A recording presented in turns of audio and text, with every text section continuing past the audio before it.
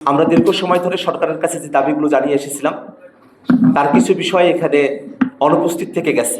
উপনিবেশ বিরোধী লড়াইয়ের কথা বলা হয়েছে, কিন্তু এই ভূখণ্ডের মানুষের উপনিবেশ বিরোধী লড়াইয়ের অন্যতম রেফারেন্স পয়েন্ট 47কে এখানে উল্লেখ করা হয়নি।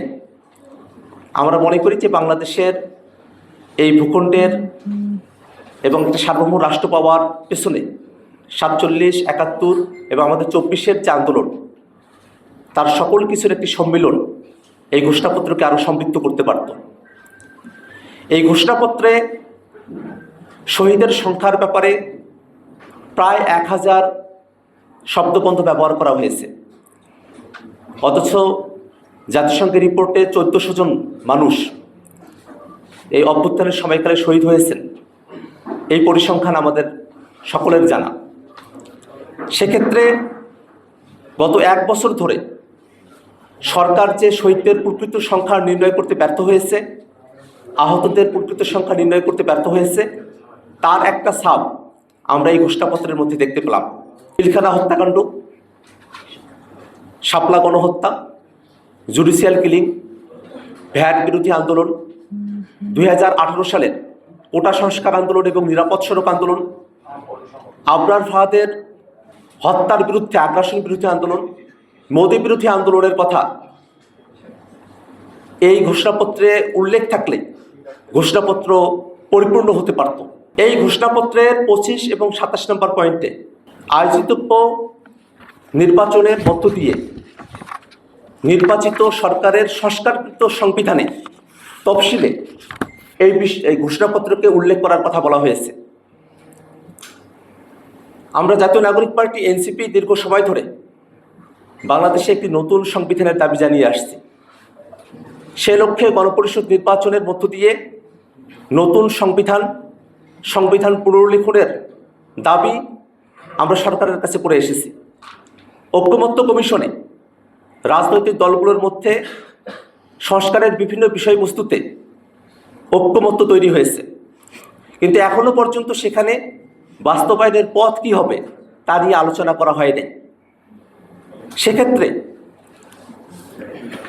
যখন এই ঘোষণাপত্রকে পরবর্তী সংস্কারকৃত সংবিধানের উপর ছেড়ে দেওয়া হয়, স্বভাবতই আমরা যে নতুন সংবিধানের দাবি জানিয়েছি, গণপরিষদের কথা বলেছি, সংবিধানের অন্তর্ভুক্তির কথা বলেছি, সেই প্রক্রিয়াকে পাশ কাটিয়ে যাওয়া হয়। আমরা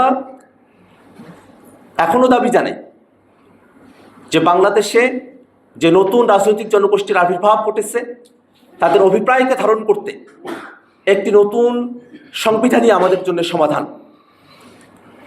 এবং সেই নতুন সংবিধানে প্রস্তাবনার মধ্যেই জুলাইয়ের ঘোষণাপত্রকে অন্তর্ভুক্ত করার দাবি আমরা জানাই। একই সাথে ঐকমত্য কমিশনে জুলাই সনদ কার্যকরের পন্থা হিসেবে রাজনৈতিক দলগুলোর সঙ্গে আলোচনার কথা বলা হয়েছে।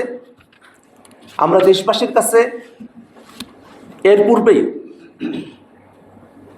খোলাসা করে বলতে চাই যে জুলাই সনদে যে সংস্কারগুলোর বিষয়ে রাজনৈতিক দলগুলোর ঐকমত্য তৈরি হয়েছে এবং কমিশন সিদ্ধান্ত গ্রহণ করেছে, সেই সব সংস্কারের বিষয়বস্তুকে অন্তর্বর্তীকালীন সরকারের সময়কাল থেকেই বাস্তবায়ন করতে হবে। লিগ্যাল ফ্রেমওয়ার্ক অর্ডার এলএফও করে এটাকে কার্যকর করতে হবে এবং এই জুলাই সনদ এবং ঘোষণাপত্রের কার্যকারিতার ভিত্তিতেই সামনের নির্বাচন অনুষ্ঠিত হতে হবে। ফেব্রুয়ারিতে নির্বাচনের সময়সীমার কথা উল্লেখ করেছেন। আমরা মনে করি এবং পূর্বেও আমরা বারবার ব্যক্ত করেছি যে ডিসেম্বর থেকে জুনের মধ্যে সরকার যে সময়সীমার মধ্যে নির্বাচন আয়োজন করতে চায় তাতে আমাদের আপত্তির কোনো জায়গা নেই, কিন্তু নির্বাচন আয়োজনের পূর্বে সরকারের অবশ্য পালনীয় কিছু কর্তব্যের জায়গা রয়েছে।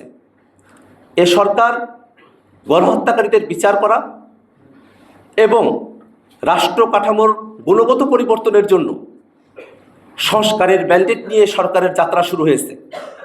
অতএব নির্বাচনের পূর্বেই বিচারকে দৃশ্যমান করা এবং সংস্কারকে বাস্তবায়ন করা এই সরকারের অবশ্য কর্তব্য। একই সাথে নির্বাচনের পূর্বেই মাঠ প্রশাসনের নিরপেক্ষতা নিশ্চিত করা এবং লেভেল প্লেইং ফিল্ড নিশ্চিত করা অবশ্যই সরকারকে আমাদের কাছে প্রতিশ্রুতি ব্যক্ত করতে হবে এবং নির্বাচনের পূর্বেই সংস্কার বিচারকে দৃশ্যমান করা, মাঠ প্রশাসনের নিরপেক্ষতা নিশ্চিত করা, লেভেল প্লেইং ফিল্ড নিশ্চিত করার নিশ্চয়তা আমাদেরকে দিতে হবে।